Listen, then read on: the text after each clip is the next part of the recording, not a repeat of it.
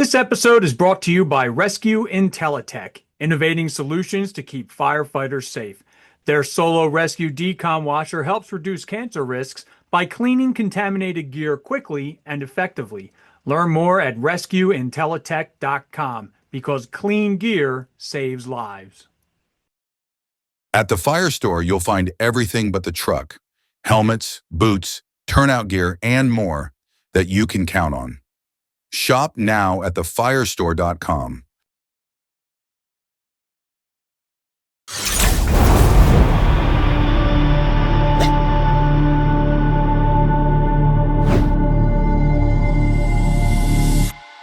Hi, Chris McClune here with Fire Apparatus and Emergency Equipment. Welcome to this episode of FEMSA Focus. Today we're going to be focusing on the Government Affairs Committee. That's actually sort of a joint committee between FAMA and FEMSA. My guests today are David Durstine. He's the FAMA GAC. We end up calling it GAC, but it's the Government Affairs Committee co-chair, and Dave Russell, who is the FEMSA Government Affairs Committee co-chair. And guys, before we dive into some of the topics I wanted to talk about, I guess I'll start with you, David. Would you mind just giving us a real quick rundown on what the Government Affairs Committee is and what it does? Yeah, absolutely, Chris. So as you mentioned, I'm with the FAMA side of the business, and of the Government Affairs Committee. And so it's a joint committee between both FAMA, the Fire Apparatus Manufacturers Association, and FEMSA, Fire Equipment Manufacturers and Service Association. So we each have two members, two co-chairs, I would say. So my counterpart is Scott Beecher, and then Dave Russell's counterpart is John Granby. And so the four of us work collaboratively with a whole team of folks, really to advocate for the manufacturing side or the jobs portion of the fire service in Washington, D.C. We do this alongside of a number of other organizations that we collaborate with and work collectively to make sure we're all singing from the same hymnal and have a unified voice as the fire service holistically in Washington, D.C. with any major issues or concerns. Now, what some may know, some may not know, is that recently FAMA and FEMSA had a joint meeting. The two organizations had a joint meeting. It's their annual fall meeting, and there were some updates about the Government Affairs Committee during that meeting. Dave Russell, could you take me through some of what those updates were and how, I guess, how they can apply not only to those two organizations, but maybe to the fire service as a whole? Well, really, the great thing about that is while we were down there, we got the message that the Congress had and the departments had approved the release of the money for the 2024 grant projects. Now, information about the particular people who have received the awards has not been released yet, but the money was released just prior to the shutdown. A lot of the topics that we were having discussions with down at our joint meeting was going to be what is the impact of the shutdown and the how things were going to move forward for the 2025 grant programs, because the monies that were just released were the 2024 fiscal year grant programs. Now, with the shutdown, we're still, right now, as we sit here, we are still in the midst of the shutdown. So who knows? Tomorrow, everything could be resolved and we'll go back to normal. But pretending that it unfortunately might continue for a little while longer. You mentioned a couple things, just with the grants and things like that. But there are some other areas here that might be impacted by that. The National Fire Academy, the USFA. Were there any? I guess two things there. Were there any updates there? And right now, what should because we're talking about Washington in general as well on today's podcast. So regarding those two things, what should people expect? And those two other organizations, the National Fire Academy and USFA, were already being impacted by some of the potential cuts that were coming in the beginning of the year to a lot of different government organizations across the board. So was there any kind of update there? And even if there's not an update, what should what should the audience be expecting as a result of the shutdown around some of these other government areas that impact the fire service? Well, unfortunately, currently the USFA, the Fire Academy, is closed. It has been impacted by the shutdown, and the employees are not on the property, and the facilities are closed. There was actually supposed to be a state of the USFA conference this past Tuesday, just yesterday, that Dave and I were supposed to both attend, but unfortunately, we got notice on the 2nd that the conference had been postponed due to the shutdown. Dave, do you want to add anything to that? Yeah, I mean, it's unfortunate, but hopefully they'll get that rescheduled for that conference here once the government is situated. And obviously, for those of you who aren't really tied up to it, obviously our Congress has to come up with a funding bill, and they have to pass that funding bill to actually allow things to move forward with government. The unfortunate side of this is that once that shutdown happened, it impacted a whole bunch of things, right? U.S. Fire Academy was one of them. But we forget about all the many services of the fire service that we utilize that is actually impacted. And so many people don't think about it, but, like the CDC as a prime example, NIOSH, those are all impacted to some degree. There are some things that are continuing, but they're done at a smaller scale in many cases, or a limited staffing side of things. Public safety officers benefits programs.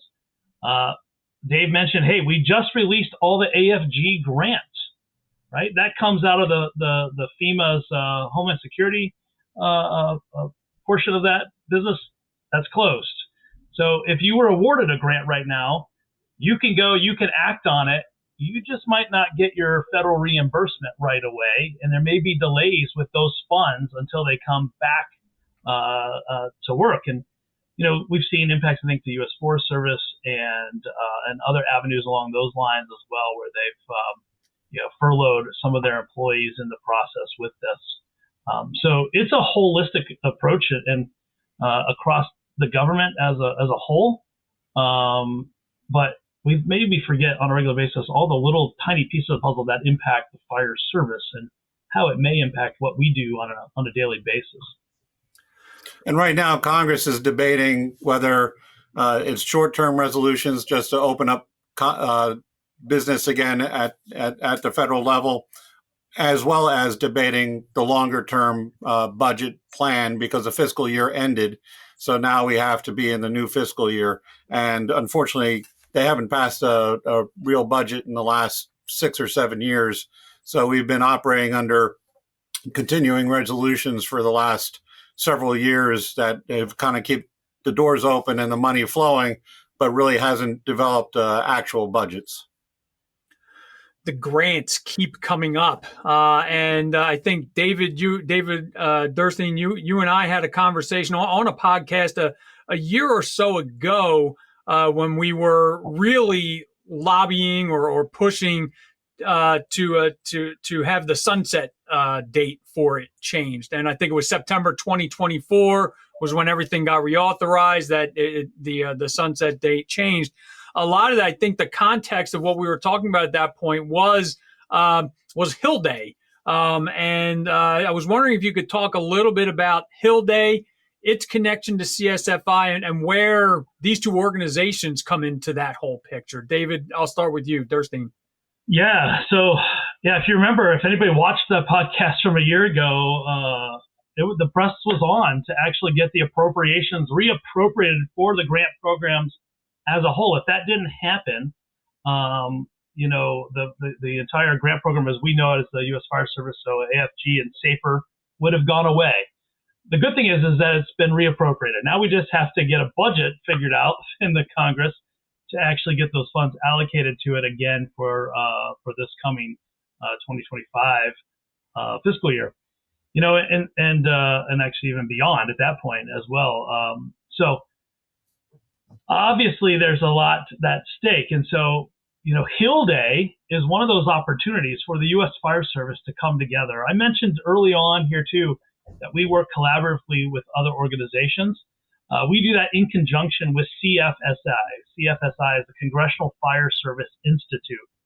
And there's a number of partners like the IFC, IFF, NVFC, so all the Volunteer Fire Council, arson investigators, the sprinkler coalitions. There's a whole list of them. You can check out. I think there's like 14 of us in total, and so we try to make sure we have a unified voice when we go to the Hill, and that our messaging is collaborative and complementary when we go visit our members of Congress, and that, hey, by not funding these programs, by not funding these initiatives or driving these initiatives, there are impacts, and not only impacts to fire departments, there are impacts to our communities that we all live in. And so part of it is an educational piece. In DC, this next year, it'll be the 36th annual event. It is actually held March 18th and 19th in Washington, D.C. And it's an all call for everybody in the fire service who would like to come and help advocate, as well as even participate in the CFSI Educational Symposium at that same time, to be there and participate. You can register online for the symposium at CFSI and at cfsi.org.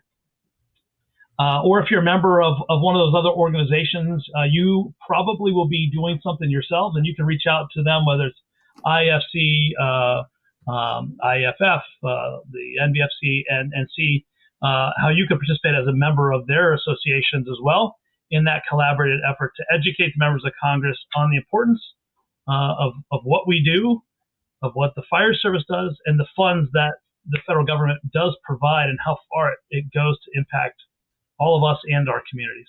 Dave, anything you want to add there? I think I hopefully it was inclusive, but I may have missed a few. Yeah, just a little bit about the CFSI. It was established in 1989 as a nonprofit, nonpartisan policy institute.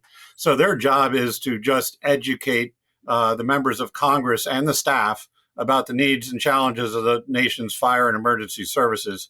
So they're really an educational resource, and they rely on people like FAMA, FEMSA, IFF, and these other organizations that make up its partner members to help them get that word out. They're a small staff. They work hard. They're incredible people, and they really do help us get the word out. And the symposiums they put on for the fire service are fantastic as well. So I highly recommend anyone and everyone to come down to DC in March and experience the CFSI symposium, as well as a dinner on that last night. But to add to what David was saying, is the real big thing, and we hear it from staff members every time we go visit, is they will hear it from the chiefs. They'll hear the same message from us. They'll hear the same message from the fire inspectors organizations. They'll hear it from the Volunteer Chiefs Association. So we're all on the same page, and it's about making sure the fire service is taken care of. Most of us, a lot of us, have experiences on both sides of the ride. David and myself. David is active. I'm a former volunteer firefighter here in New Jersey. So we understand both sides of it. And we also give the perspective to the Congress people, because most of us will meet with our local, the staff of our local Congress people, and we give the impact on the local level. So they understand how many employees we have, how we support the local businesses, the catering, the hotels, the Home Depots and what have you, in the area to really, this money helps stimulate business on a local level. And quite often that has a big impact with the staffers and the Congress people and senators. Now, are there for this upcoming, the one in March coming up, the Hill Day, are there any particular goals that the Government Affairs Committee has this time around? I mean, we got everything I shouldn't say we, you guys helped to, I say we as the fire service, we got everything reauthorized last time. That all changed. What are some of the goals this time around?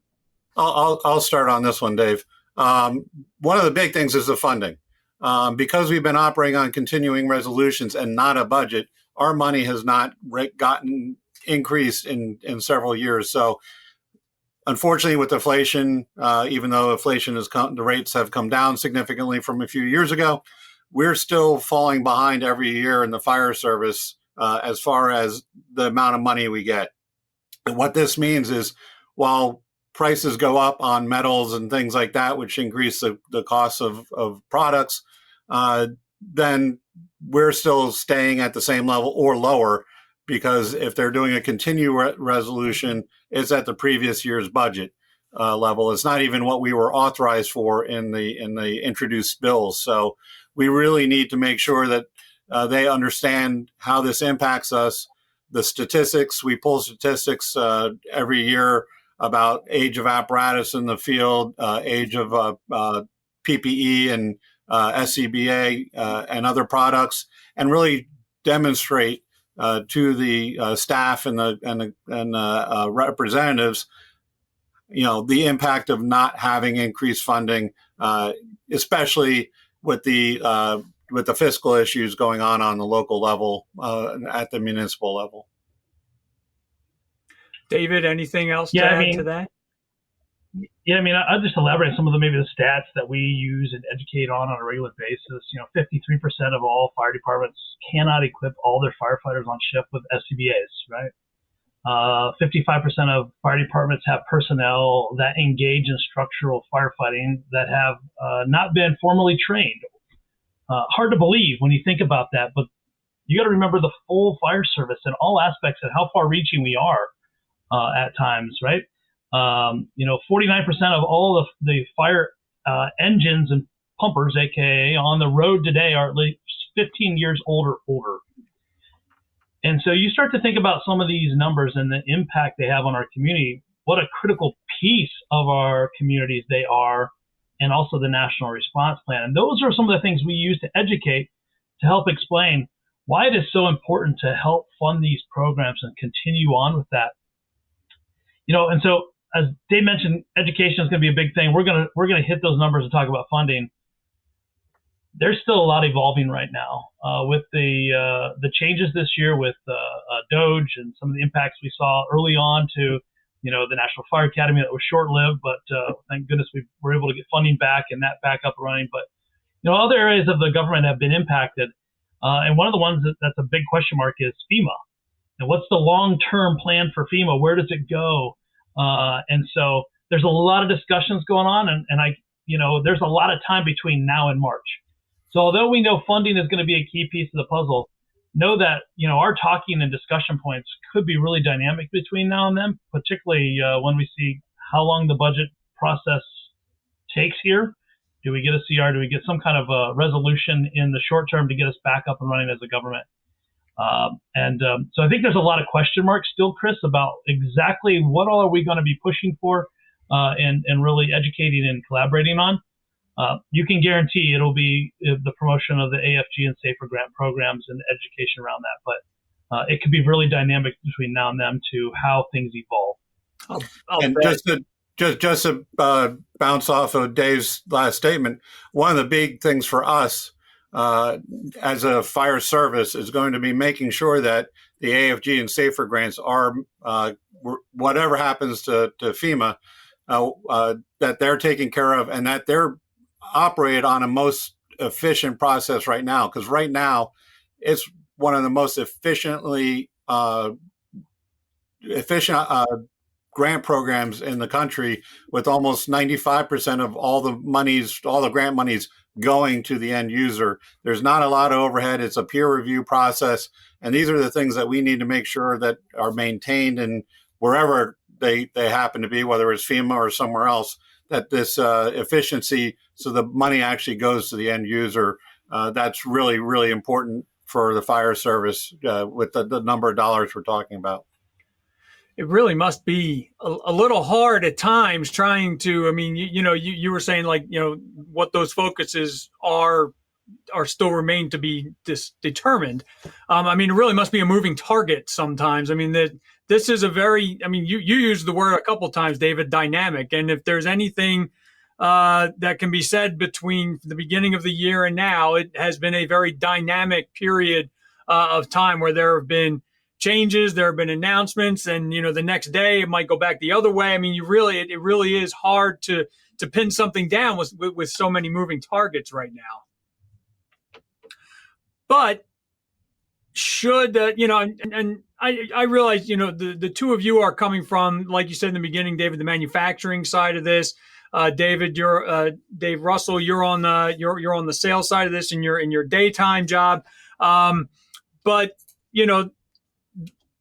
a lot of what we've talked about already, as you've said, does trickle down to the fire service. We are impacted. I'm a volunteer firefighter as well, so we are all impacted. All of us on this call in some way are impacted by what's going on there. So it really is a fire service kind of thing. But if there are individuals, in this audience or otherwise, who would like to get in touch with the Government Affairs Committee to help identify some of the issues, maybe that you can add to your list of things to talk about while you're there on Hill Day, how should they go about it? And are there things that they should keep in mind if and when they contact you? Dave, I'll go with you first. Yeah, we have a website that's out there. David, I'm blanking on the website name right now. FEMSAGAC.org. And it has a lot of great data on it. There's information about what's going on. They can reach us through that. There's a lot of links to various information that they can utilize to help benefit their arguments. And quite honestly, one of the big things they need to do is they need to reach out to their representatives on the House and Senate side and talk to them directly. If they want to have Congress people love the fire service. There's nothing better for a congressman or a congresswoman or a senator to be standing in a firehouse. It really seems to hit all the demographic groups for them. So really having them come to the fire station, let them see the apparatus and the turnout gear and the equipment that you're using and the age of some of the stuff that you're using, that really has a direct impact. And we have tools on there, what we call a home day, where you invite the congressman there. And we have information there that you can utilize to help you kind of organize that and things that you can do to help along with that process. Those home days are really important, especially for the local grassroots type of movement. But I'm sorry, David, I think I interrupted you. You were about to say something there. No, you're quite all right. Actually, I was just going to elaborate more on some of the tools that are available there on the website, and really, if they want to get in touch with us, if you go to FEMSAGAC.com and check out the site itself, Dave mentioned there's fire grant data. It has historical data by state as well as even by congressional districts for the grants and what grants have been awarded over the last several years. We have a whole bunch of documentation underneath the Hill Day as well as our home day information that we presented this year that you can reference and look at. There's a great piece there. He's mentioned 10 key facts. It's a little trifold brochure. You can print it out. It has a lot of those key stats that you can talk about the fire service and just understand it. A lot of that data is coming from some of the NFPA surveys that happen on a regular basis, as well as some other sources that are all cited in there, so you can follow up on those things. But if you want to get in touch with us too, there's a contact info in there. So there's a form you can actually fill out your info, and if you have questions or whatnot, you can put on there. Some of it may be something we can do with. Some of it may be something that we're going to maybe tie it back into the CFSI team, or even go to one of our partners within CFSI, and maybe it's a matter of us getting a hold of Ed Kelly or Ken LaSala with the I-Chiefs. Ed Kelly's with IFF. Ken LaSala is with the IFC. And so, we can leverage some of our contacts and just relationships that we have with these folks if need be as well. But it's a great source of information for the fire service and as we advocate. The other thing I would throw out there was if you go to CFSI.org, I know I mentioned that if you want to register to come to the spring symposium and their dinner, which is a phenomenal event, but it's actually a great resource for information as well about the fire service. What are some of the initiatives holistically that are going off? What are some of the bills that are actually being enacted or looked at in Congress? And what does the CFSI Unified Voice or Front look like for those specific instances or bills? So some great resources to tap into. And just to build on that, on the CFSI website, which is cfsi.org, under their 2026 Dinner and Symposium tab, they do have the Fire Service Day on the Hill page, which will help explain with meeting with your congresspeople and things like that. So I highly recommend checking that out as well. However we decide to do this, whether it's to go through you, whether it's to meet up with our whether it's to meet up with our own congresspeople, or do like a home day type of thing. Could you just comment on how important possessing, when you walk in the door, statistics and data is to the people as you are meeting with your congressperson? How important is that data? And because you've mentioned a few times that, I mean, you have yours that is available, that you've accumulated and put out there. But what type of data and how important is that data? Like my own fire company's data. We talk a lot on. It doesn't have to be a podcast on dealing with the government. It could just be, it could be dealing with your local municipal government, going to get justification for the funds that you are, or going to get authorization for the funds that you're looking for. You need to justify that, and the way to do it is the data. So could you just talk about the importance of having that data, and maybe what data they should carry along with them? Dave, I'll start with you. Well, data is essential, but also you don't want to spend the 10 or 15 minutes that you have with a congressional staffer just talking about the numbers. Mm-hmm. It's important to get it out there, but tell the story of your department and how that data relates to how it's impacting your department directly. I know David is a data fiend. He loves his spreadsheets and everything, so he'll probably argue with me a little bit on that. But I think getting the message out and getting that personal impact so they can feel the direct impact. If you have direct impact stories of how you used to be able to get 10 years, 12 years out of your turnout gear, and now they're lasting 3 years and things like that, those kind of things really have an impression. And explain why, because a lot of these staffers don't know the fire service. So you're kind of educating them behind the scenes of what it's doing. If you have a home day, the people coming to your firehouse could be the congressperson, or it could be the home office, the local office representative, who could be a 23, 24-year-old just out of college and is relaying the message back up the chain. Those people are really the key people that you really want to develop relationships with, because they're going to be the ones who really write the message and write the speeches for the congressman when they have to do it. And they're going to be the ones who really help him direct who to do the letters of recommendations for when it comes time to grant writing time. David? Yeah, I mean, Dave Russell hit the nail on the head. Just because you don't have your member of Congress or your senator sitting in front of you doesn't mean it doesn't count.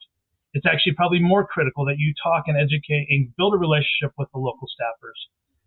But I think, data is one piece of the puzzle. It helps to tell the story, but you got to tell the facts. They don't always know or realize the challenges we as first responders face on a day-to-day basis.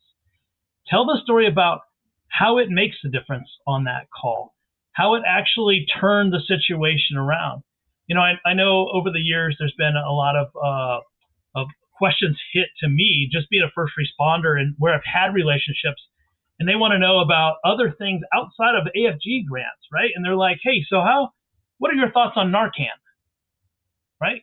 Or, what has been happening in your response area with hazardous materials?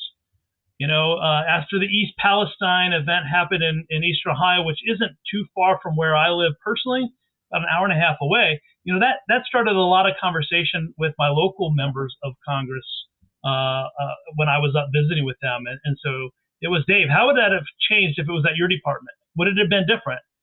And long story short, probably no, right? And so tell them your story and how it impacts you your department and the challenges that you and your department actually face. That is probably more key in that educational piece, is having the relation of why these funds coming out make a difference, not only to us as a fire department, as a first responder, but also to the community in which we live in. What's the result?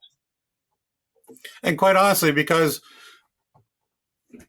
our residents, they don't care whether they live in New York City or, Apple Creek, Ohio, or somewhere in middle of Kansas. They expect people to show up when the tones come in, and they expect the same level of service no matter where they are. They could be relocated from Brooklyn, New York, and move out to Kansas and expect the same kind of service they got in Brooklyn in Kansas. And that's the message that has to be gotten across, especially, with this day and age where a lot of departments, even career departments, are having a hard time recruiting people. So we need to make sure that they understand the demands on the volunteer service as well as on the career service.